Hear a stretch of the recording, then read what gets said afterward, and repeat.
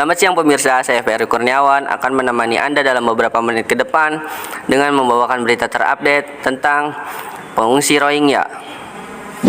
Dilansir dari CNN Indonesia, Badan Pengungsi PBB UNHCR melaporkan jumlah pengungsi Rohingya yang datang ke Indonesia sejak November 2023 mencapai 1.200 jiwa.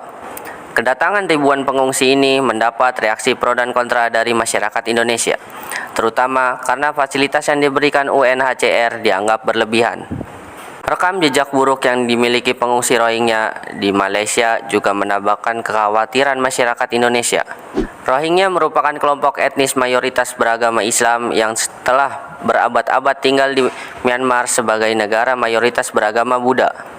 Terjadinya serangan bersenjata, kekerasan berskala besar, dan pelanggaran hak asasi manusia pada Agustus 2017 memaksa ribuan warga Rohingya keluar dari rumah mereka di negara bagian Rakhine, Myanmar, dilansir dari USA for UNHCR.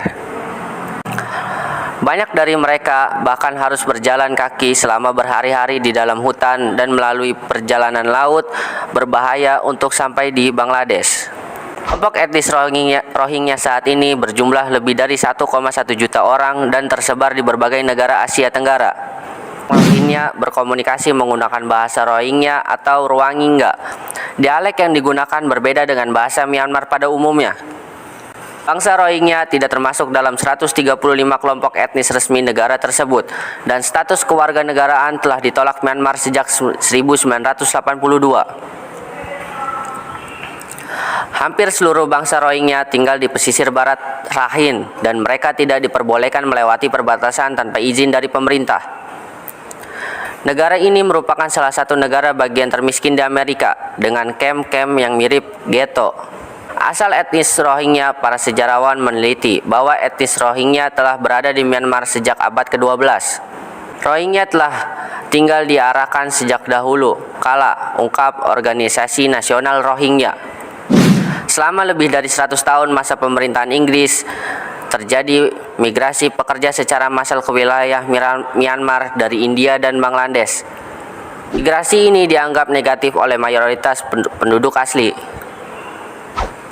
Setelah Myanmar berhasil mendapat kemerdekaan, migrasi yang terjadi pada masa pemerintahan Inggris dinilai ilegal, sehingga mereka menolak kewarganegaraan Rohingya.